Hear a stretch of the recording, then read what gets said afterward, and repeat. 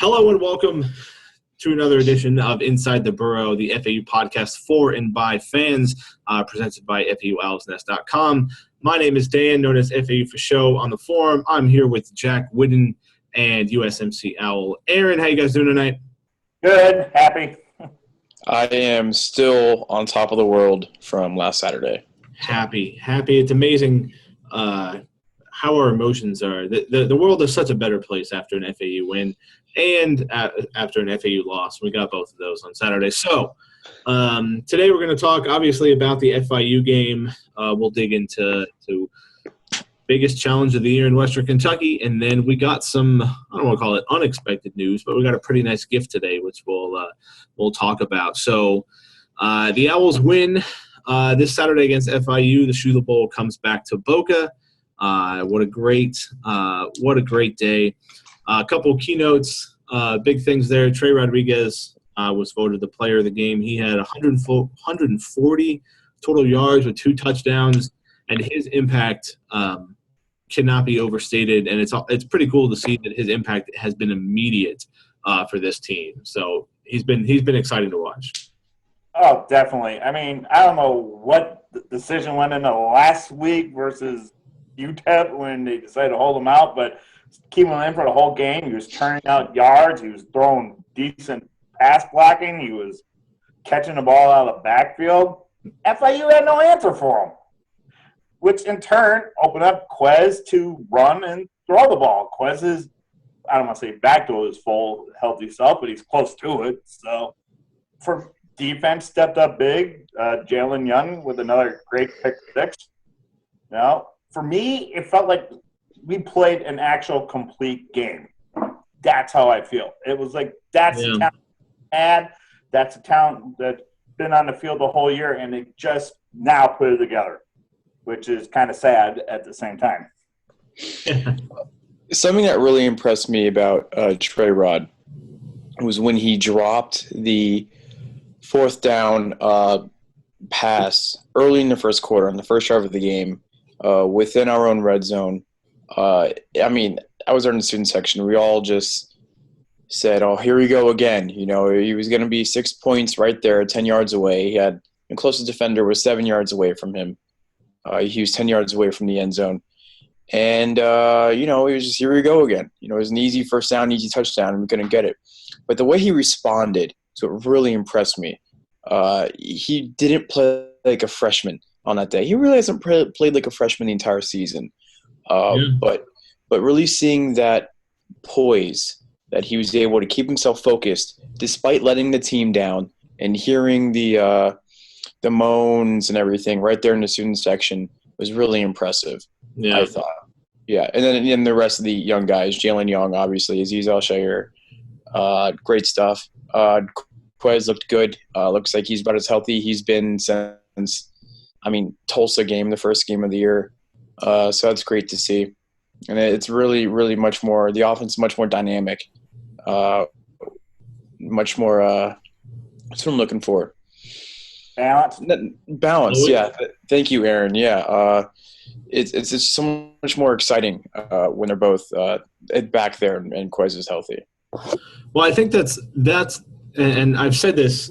I don't know if I've said it very often. I might just be talking to myself when I say this, but this offense, which kind of gives me, concern for next year, but this offense is designed for a healthy Quez. Him being able to run not just being able to run it a little bit like he did against Charlotte, but when he is able to run, when he can cut, when plays break down and he can take off down a hole and scamper for 8 or 9 yards, sometimes a bigger gain than that. That's when this offense is very successful. And I think you saw that. It's been unfortunate that we haven't seen it since Tulsa, which was the last time that Quez was really healthy. I think to me that's the biggest game changer. Yeah, Trey Rodriguez was great, but I think this offense works because Quez Johnson is healthy. And it only will work when Quez Johnson is healthy. Now, next year when we don't have him and we're running, who knows what type of offense we're going to be running under Driscoll or Parr. But it's been disappointing that we haven't been able to see this the effort that we saw at FIU with Quez, we haven't been able to see that this year because I am of the belief that after everything, after all of the terrible play calls and everybody complaining about how bad the offense was and things like that, I think we'd have at least 2 more wins under our belt because of how good Quez can be when he's healthy. So. Yeah, and I have to agree with that. The offense is definitely built around Quez, but you know what impressed me? Everyone was wondering why was Quez out on that second offensive series of the ball game. Everyone was worried, did he get hurt and anything? And we found out it was part of the plan. But you looked at Driscoll; he looked really good, and he actually took off for, besides the touchdown run, he actually took off on another what would look like a broken play and picked up 3 or 4 yards. I think that was a designed run, but you're right. I mean, he looked good. That was nice. He was 6 for 6. He had that touchdown run, I think, off his own read to end the drive to get the first touchdown of the game, I believe. I'm pretty sure it's the first one. Yeah. So he came off the bench from the UM game, played very well. He came off the bench this game, played very well. I think there might be something going there. When it comes to him starting versus coming off on the bench, I think if you remember, that's kind of like an ode to for those that have been around for a while to Schnellenberger. He used to put his backup quarterback in the first series in the second quarter. The backup quarterback would play no matter what. Now, what we did, I guess, is kind of similar to that. So I'm not super surprised that I'm in favor of it because then you get the backup quarterback playing in meaningful games in meaningful minutes. So that was, it was nice to see him come out and do really, really well. But it was kind of interesting to see, like, Quez was off to the side, didn't have his helmet on, and I was like, all right, something happened, he's done. Yeah. But we were all just like, all right, he's back in, and he was just healthy. So that was kind of weird. Yeah, we were all tweeting like, oh, God, did something happen to his ankle again? We just didn't see it. We were all freaking out. Yeah. I was tweeting Rick, and he was like, has he heard anything? He's like, no, nothing yet. And I was like, oh, wait a minute, he's back in. Yeah.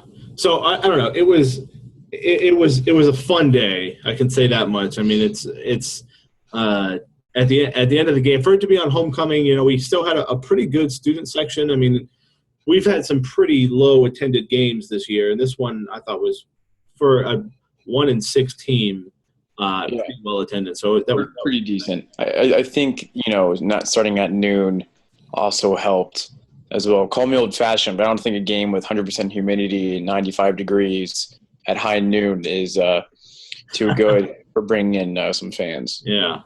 Even AD Pat Chun said that too. It's like noon games don't help our fan base. Everyone comes out late 3:30, 5 o'clock games. Well, let's see. Let's see if we can do something about that. Then I know that we don't make the time. We get what we can from the TV networks, but we got to do something with that. Yeah. So I don't know. It was like Aaron said. It was nice to see us get a complete start to finish game. The games that we're doing well in, we're not turning the ball over.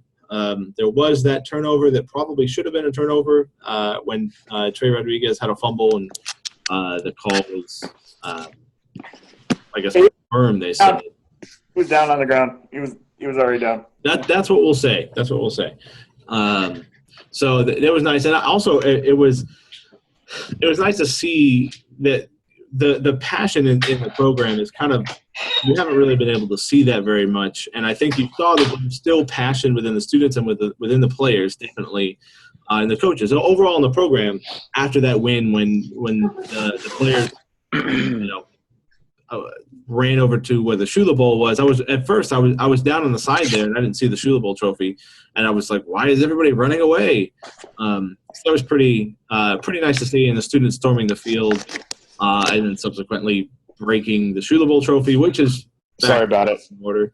Sorry about it. I'm sorry. I'm not sorry actually. So yeah, so that was fantastic. That was at first. Some people were saying, "Oh, let's storm the field." And I'm saying, "Yeah, well, we're going to storm the field. It's FIU. It's not really worth it." Then after that Jalen Young pick six, I sprinted down there to the lower level to get ready. I actually ran into William Dukes and Christian Milstead And, seeing the players who have now graduated and are saying, we're swarming the field. We're going to do it. We're going to take our trophy back and we're going to celebrate.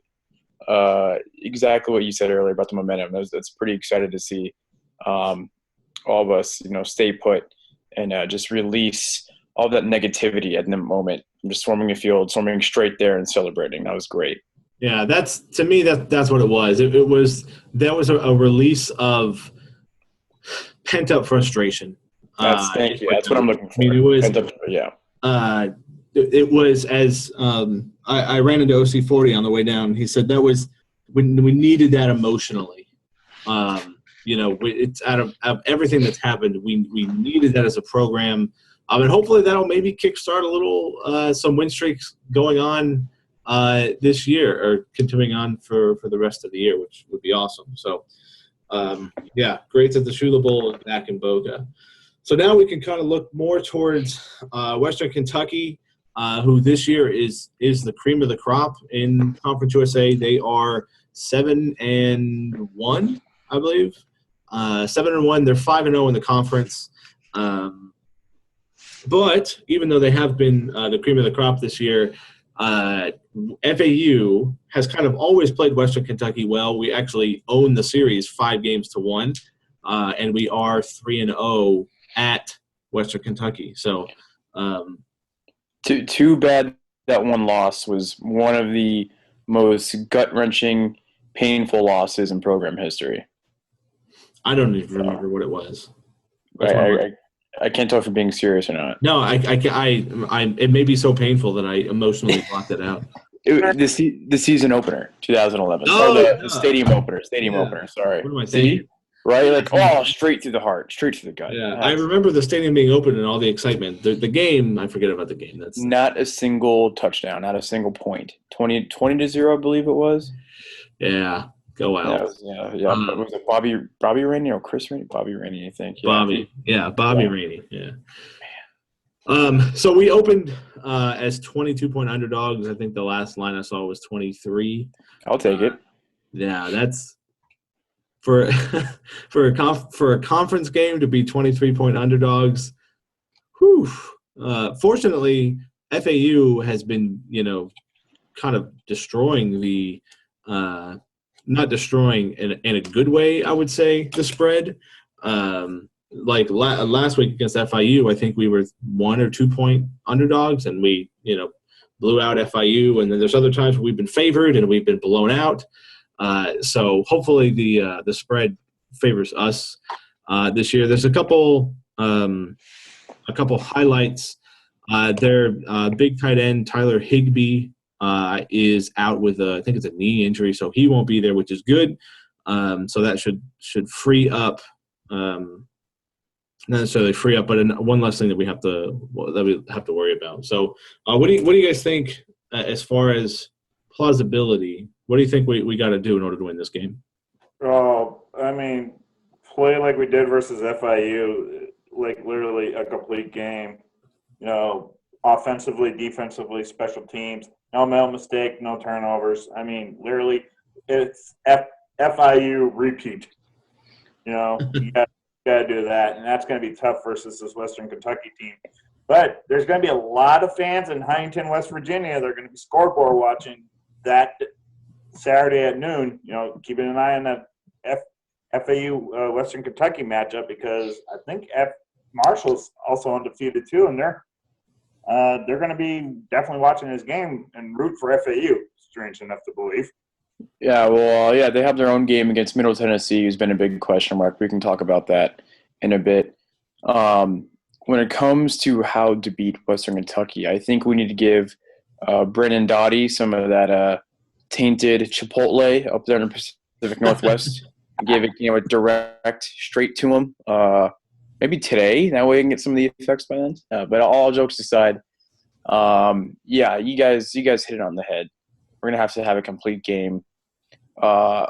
This is a really good team, huge offensive firepower, even though they're missing their tight end and they're missing another star player who was hurt. Season ended against Louisiana Tech earlier in the season for him. It's going to be tough, man. Brandon Doughty, 6-year senior. It's like this is like this is 8th or 9th year, right? I don't know how many you get that many. Well, I think one was a medical red shirt, another one was a regular red shirt. But hey, he's a local guy from North Broward Prep. He committed to FAU years ago, and now we can see what he's doing there. It's another one of those missed opportunities from us. Some things we got to watch is Anthony Walls, I guess, Walls. Their running back, he's pretty solid. Also, I can't remember. Taywan Taylor, receiver. Yeah, he's been catching touchdowns left and right for him. He might be in double digits by now, to be honest, which is just crazy. Yeah, he has 11 touchdowns already this season. So these guys can put up points.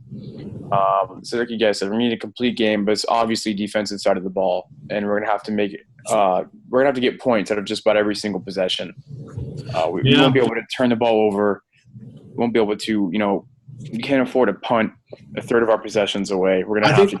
We'll have to have a similar effort that we did against Tulsa, minus all the 150 yards of penalties. I think we have been doing well recently with the penalties. Yeah, I've been doing great actually.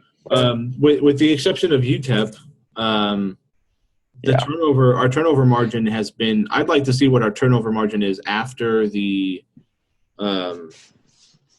The Charlotte game was that threw a wrench into things, but turnovers minus UTEP, the two Quez, the interception and the fumble into the end zone. We took care of the ball against FIU, and we took care of the ball against Marshall. We're going to have a very similar effort. We're going to have to cause some turnovers. Dowdy's going to throw the ball. He's going to throw it a lot, which is going to give our receiver, our defensive backs and safeties the opportunity to shine. Once again, if the front four, Jeff Brom talked about our front four, and this is probably the best front four that they've played. And if we have a similar effort against FIU that we had against FIU, Magoo had pressure in his face every single play. So Western Kentucky is going to be a little bit better. They're going to have a much better offensive line. But if we can get pressure with just the front four, then we'll have a chance to sit back and let our DBs make plays like we know they can. A front four that we really haven't given enough credit, I don't believe. I think this front four could be one of the best, if not the best, front four in Florida Atlantic football history. Oh, to me, it's easily the best front four we've ever had. Going to be around for at least 1 or 2 more years, most of them, except for the guys that we recruited as freshmen. But Dixon, around for at least 1 more year, and we just got a lot of these guys coming back. But you guys nailed it on the head. We got to get pressure, and versus FIU, it was like every opportunity Magoo had to pass was like we had pressure in his face. Now, I don't know what the average weight is of Western Kentucky's line, but it's going to be a tough challenge for our front four to get in there.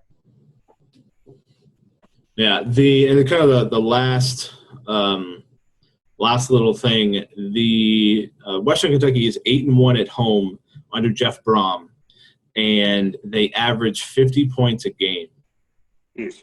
So, and I got all those little things. I want to say thanks to Chad Bishop, who's a beat writer, I think, for Western Kentucky. And I followed him on Twitter, and I read one of the things there. So check him out on Twitter, at Mr. Chad Bishop. He's got a lot of good things to say this week. So they scored 50 points. Have we given up 50 points this year? No, I don't think so. Also, was 46, 45? I did, yeah. Right? I did. I'm trying to think. I'm looking back. Miami, we didn't give up that much. Buffalo, we didn't give up that much. No, I don't think. So hopefully we'll keep that streak alive with keeping them at less than 50 points. And again, the key to this offense is a healthy Quez Johnson. If we have a healthy Quez Johnson, we don't turn the ball over.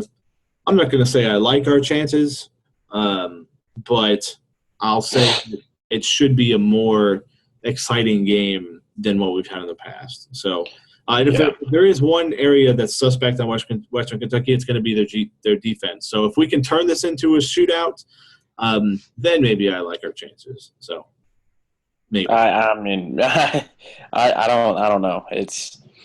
it's tough. They're a good team. Remember, they're in the conversation for the New Year's Day bowl spot for the Group of Five conferences, and that's not for no reason. It's because they're a damn good team. Beginning of the year, I was telling my friend, I'd be surprised if we beat Miami and then lose to Western Kentucky later on in the year. They're that good. They're receiving votes in the polls, and that's not a mistake. They're the real deal. So, this is the second best team we're going to play all year. I mean, it's just the way it is, and we would have to come around to this game eventually. It just sucks that we have to, face this team right after we do such a great job against FIU. So there's that. Yep. Yeah, it sucks to bring us right back down to earth, but we're realists, folks. Yeah, we're realists here.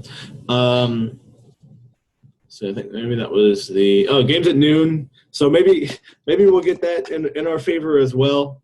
That maybe it'll be, well, I don't know what it's going to be like in Bowling Green. It's probably going to be really nice weather. It's probably be perfect. Oh yeah. Also, their homecoming. Yeah, their homecoming. And, the disrespect. Yeah. So, so I guess that kind of wraps it up against Western Kentucky. 12 o'clock, 22-point underdogs. Let's see what the Owls can do with that type of adversity. Man, I can't talk. So I guess we'll kind of finish up here. We received I guess it was a little surprising news that Christine E. Lynn donated $5 million to the Christine E. Lynn. What is it? The Christine E. Lynn. I wrote it down here. Christine E. Lynn Sports Medicine, and that's going to be in the Schmidt Family Complex for academic and athletic excellence. So, just another stepping stone to get this thing done. I don't know what the tally is. I say there was the $16 million gift initially, then the Baldwins and a few others. Baldwin gave $1 million. Then I think there was two others that gave like $500,000. So what are we looking at? We're looking at maybe 18 million plus this. We got 22 million. How much more money do we need? I guess they're not going to go into this without all of it funded. But Pichon said today that they should be breaking ground pretty soon. So that's exciting. This is, I don't know, the ins and outs of everything, but this is going to put us more, this could be a game changer as far as facilities go. I think it will be a game changer as far as facilities go, and it's going to put us at that level in Conference USA that we're not at as far as facilities go. So. Yeah, well, I can tell Pat Chun I'm kind of tired with my Bugatti, my Maserati, so I can just sell them real quick and then donate that money. Yeah, I can. Yeah, the Jack Wooden locker room. You think sounds pretty good there? Yeah, that's good. That's fine. That's fine. The great thing in being a Boca, right there, gentlemen. I mean, a lot of people are saying, are asking the same questions. Dan, where are we at funding-wise? I know I was one of the guys that asked about it, Then he said breaking ground soon, and I kind of mentioned on the forum, was like, it wouldn't surprise me, last home game of the season, you're going to bring, especially for FAU, you're going to bring, the coaches are going to try to bring in those potential recruits. They're going to be like, you wouldn't be surprised if they break ground right there, try to, flip some of those recruits that are kind of still on the fence about coming to FAU. I mean, but like we said, we don't know if they don't want to go into this fully funded, so. But maybe breaking ground will bring in some extra donations. Who knows?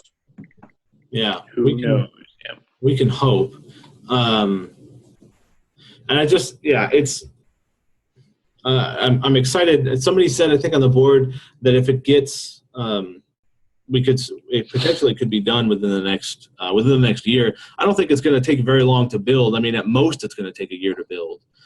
So if we could break down this year, then we'd only have to wait one more year. So potentially 2017, it would still affect this class. But we did pick up one recruit, a defensive defensive tackle from Miami Palmetto. He committed, I think, not this week. I think it was the previous week where we didn't record. But he had a couple offers. I think maybe his biggest was from Appalachian State. So he's not quite as highly touted as some of our other recruits. But maybe this is hopefully one of those like Schnellenberger's diamonds in the rough that used to make up our entire team. Our entire team under Schnellenberger used to be diamonds in the rough. So, yeah. Any closing remarks, gentlemen? Thoughts? I was actually found out I was actually sitting literally next to one of my family. I was sitting next to Corral Smith, one of our defensive back recruits. So that was our commitment. So that was kind of neat to see on Saturday. Yeah, I think if you also that was another thing is if you saw. We had some pretty highly touted recruits. Andrew Irvins, who many of us know that used to be on the board and now covers Notre Dame, he said that we hosted a ex-Gators commit and linebacker target for Notre Dame. So we're getting those kids on campus. Can we close the door and close the deal? I should say, not close the door. I mean, hey, those kind of kids would never even think about coming to our campus. Now, right. Not just thinking about it, they're doing it. Yeah. So we're obviously doing some things. I hate to do it to you, Dan, but being a high school guy, especially from the Gulf Coast, big high school football fan, the recruit is actually from Palmetto, like the city of Palmetto over in the Gulf Coast in Manatee County. Oh, okay. Not Miami Palmetto. I thought it was cool because I've noticed that as much as we talk about getting the Tri-County area, we are getting a lot of guys from the Tampa Bay region, including some from Manatee and Sarasota counties. So big fan of that. So bring some more of that Tampa Bay. Thank you for correcting me. Yeah, no worries. No, it's just I'm a big I'm a big high school guy. So so I'm excited to see some of that. Yeah. So I think it's about it for the most part, guys. Yeah. All right. Well, I think that'll wrap it up. As always, make sure to check out the board, FAUOwlsNest.com. There's a lot of good conversation going on about the new athletic center, the FIU win, and the Western Kentucky game. So we also got basketball coming up pretty soon. I'm pretty excited about that. We've got what seems like a pretty good team. One of the teams we've had in a while. So we may dig into that as time permits. We'll get into that. So for Jack and Aaron, I'm Dan. Make sure to check us out on Twitter at Inside the Burrow, and we'll see you next time, and go Owls. We got the Shula trophy back. Thanks for that, Jim. Oh, yeah, my pleasure. Oh, yeah. Go Owls.